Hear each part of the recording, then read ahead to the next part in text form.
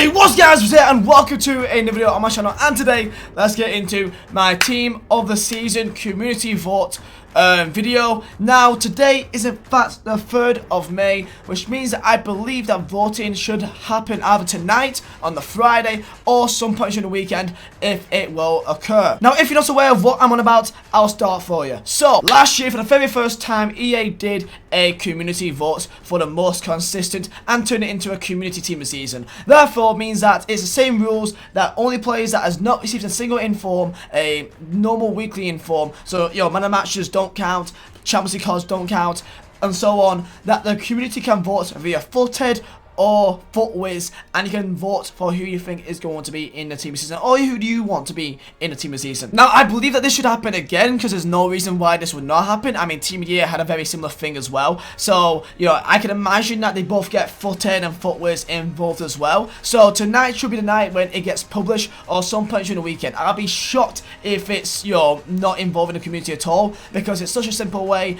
and it also gets the community to have their own say in it. So, in today's video, I'm going to be on about the players that we should expect for the most consistent or the community team of season that you guys should be able to vote for in this weekend. Now, yet again, this is not completely confirmed, but I would be shocked, and I'd be really shocked if this isn't a thing again, because there's no reason to say that it won't be, because they've continued the Team of the Year voting just like last year, so I can imagine they'll also continue the Team of the Season voting as well. But even if, and this is a big if there is not a vote, then these are still players that you should expect in the most consistent and the first team of the season anyway. So with that said, let's get into my predictions. Now, down below in the comments, please feel free to tell me how wrong I am. If you think I'm missing out some players here, please tell me. There's a lot of players that could be in here, and there's only 23 players I can pick out of every single player in the world that's done good, that's not receiving inform. So if I'm in the head of EA, I'm gonna think like EA. So with that said, let's get into it. So let's start off with a big one, Ter Stegen. Now, Ter Stegen for Barcelona has kept about 19 clean sheets this year,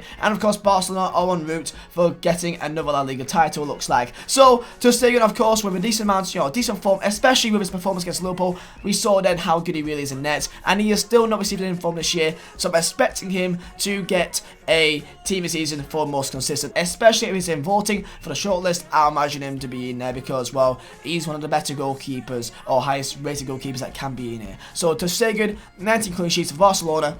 I should expect it to be around the shortlist. Next up is going to be Da Costa for Frankfurt. Frankfurt are doing really well this year, even in the Europa League. And Da Costa, with no informs this year, has been a very vital part for that.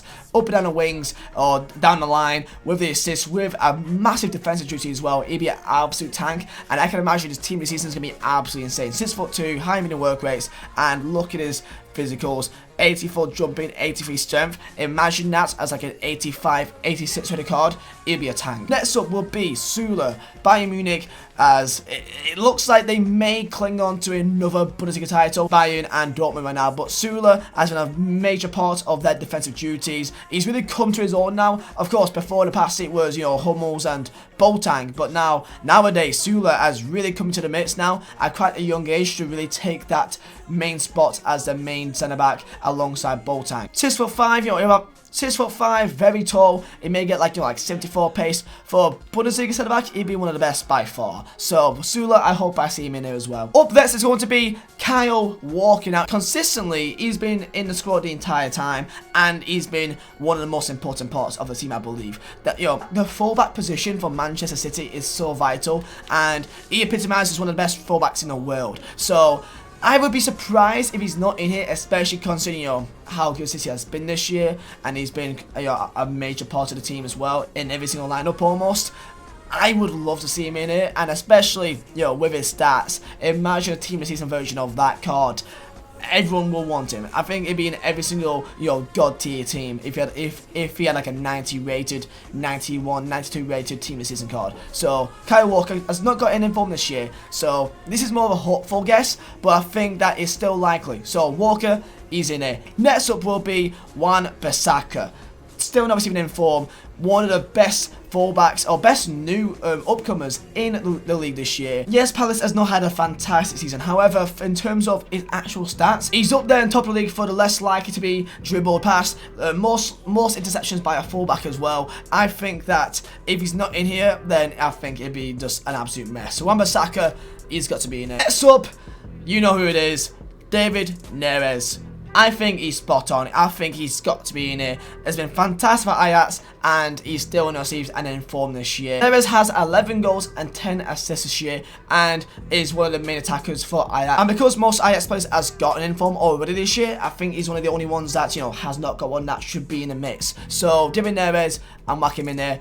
I think he's spot on to be in this team this season. Next up is going to be Ndombele. Leon's got a big future ahead of him, especially with him in the ranks. At only the age of 22, he's got a 7.17 rating on WhoScored.com for his stats this year, and I expect him to be in the mix for this community team this season. Up next, Allen has not got many assists this year. He's only got 3 assists, 0 goals. However, he's more of a CDM type of player, and Napoli has done a decent season this year. Of course, Juventus is running away with it, but I think you can't really blame them for that. Of course, with Hamsik leaving halfway through the season, he's had to take the main role being a main centre mid or CDM, and he's done that quite well. If EA want to put in some Serie A players, I can expect us to sneak in. Next up will be Moussa Sissoko. Every single Spurs fan will tell you how important he's been this year. He was a laughingstock like last year, but he's turned into his own player now, and he's actually been quite a beast. Even when you watch him in Champions League, Spurs miss him when he's not on the pitch. He's actually very important to how they play now, especially in that CDM role. He's a perfect box-to-box kind of player,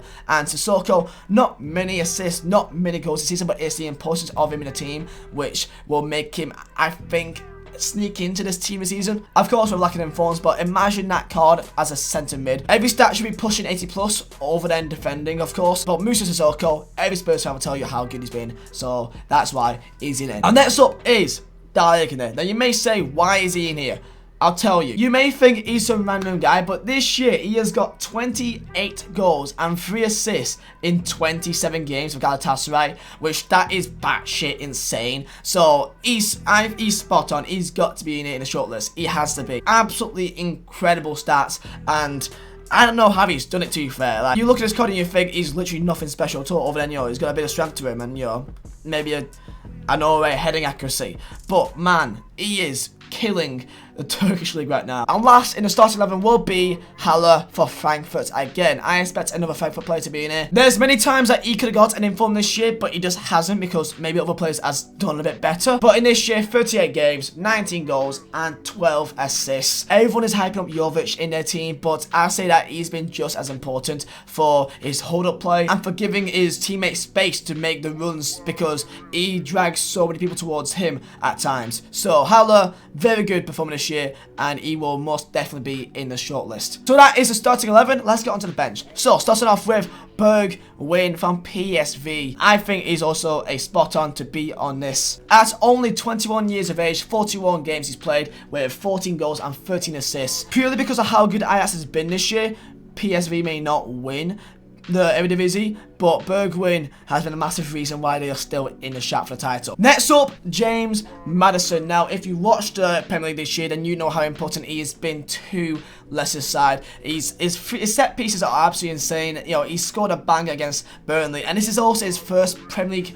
This is his debut season. He played for Norwich last year, and this is his debut season, and he's absolutely killing it for Leicester. Of course, you may say, oh, only 7 goals, only 7 assists, but in the Premier League, that's quite good, and especially for his age, and I think for how almost important he's been. I'll say that he's been a top performer above Vardy, I'll be honest, man. An incredible season for him, and I would not be surprised if he's also in the shortlist. Up next is going to be Vlasic from CSKA Moscow. I feel like if EA are going to go with any player from the Russian league, I think it'd be Vlasic. CSKA has not had a fantastic season. They are in fact 4th in the Russian league, but Vlasic 8 goals, 8 assists.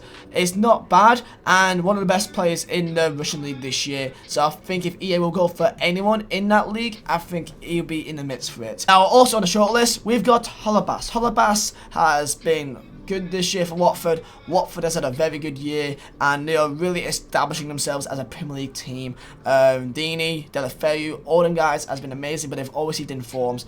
Halabas has not received an inform, and even that when he's quite old, you know, he's like 33, 34, something like that. I mean, look at his date of birth there. He's not the youngest kind of guy, so I think how good he's been, considering you're playing at Premier League level as a fullback, I think he's been class. He's had 3 goals and 6 assists as a fullback, and I think with how good Watford's been, I think that he should be having a good shout to be in the shortlist. So that's why I've put him in. And while we are also in the Premier League, Fabianski.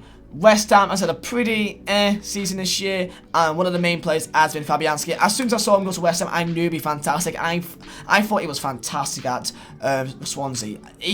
I hated playing against Swansea when Fabianski was in goal, because he always was an absolute nightmare for us. But Fabianski, even though he's not had the greatest amount of clean sheets, he's had amazing saves ratio this year. So he's made so many saves this year. So I would say not look at clean sheets that much, but look at the quality of saves he's made this year and the amount of saves. West Ham would be in a worse spot if they still had Joe Hart or like Adrian in goal. So I think he could be in the shortlist. Up next, Trossard from Genk. Genk has had a fantastic year, and it's all because of him. I mean, even in the last 3 games, he's got goal after goal after goal. Genk has had a fantastic year, and I think if they will pick anyone for Belgian League, it'd be Trossard. Now, you may have noticed that we're missing some Championship players. So, with that said, welcome Pablo Hernandez. Leeds has had a pretty good year. I mean, you know, they're 3rd place now. They've missed out on the automatics, but Pablo Hernandez has been a very vital part of that. 12 goals, 12 assists in this season, which is pretty good for the Championship. He's getting to the later part of his career. I've seen him score some absolute worldies for Leeds this year.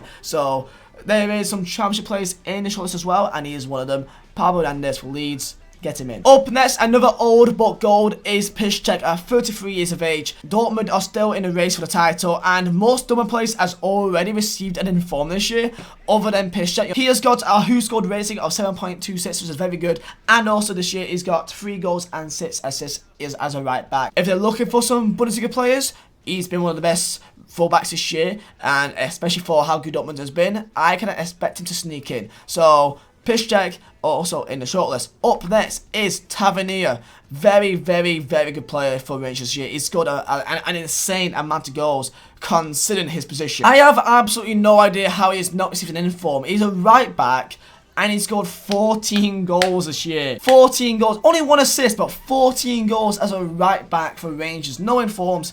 So I expect him to get a shout in the shortlist, because he's a right back and he's got 14 goals. I mean, I know it's the Scottish League, but I don't know how he's not getting in form. So, Tavernier, I'd be shocked if he's not in it. Next up will be an interesting guy to see, and that'd be Roussillon. Any Wolfsburg fan will tell you that he's been their best player this year. Wolfsburg has had a pretty meh season, currently 8th in the Bundesliga, and he has been a main reason why they're not any lower. As a left back, 3 goals, 3 assists, which isn't insane, but a 7.10 rating on who scored. He's been very important as a defensive unit to help them, and also in attack as well. Next up is going to be Rodri.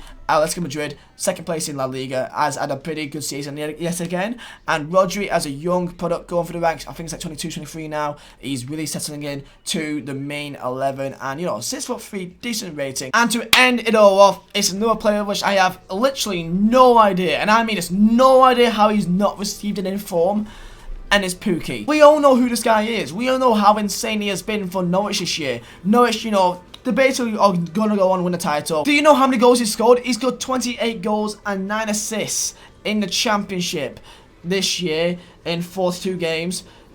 Rating of 7.27 in the Championship as well. And he's not receiving an inform after 28 goals and 9 assists. It just kind of shows how much he just don't care about Championship. He has received a Player of the Year, but I don't think that really matters. I think he will still receive another team season because, well, it's not an inform. So, lads, that is my shortlist for the entirety of the team of the season. Now, of course, there's a lot of players that could be in there as well. So, tell me down below in the comments, who do you think I missed out? And please tell me, how wrong am I here? So, the voting should begin this weekend. I'd be shocked if there's not a voting. Even if there isn't, then these will be the players that you should expect in the first team of the season. And with that said, guys, hopefully you guys did enjoy. Make sure to like and subscribe. We are getting closer to 200,000 subscribers, so if you can hit that before FIFA 28, that'd be insane. So, thank you guys for watching. My name is Vizeh. I'll see you next time.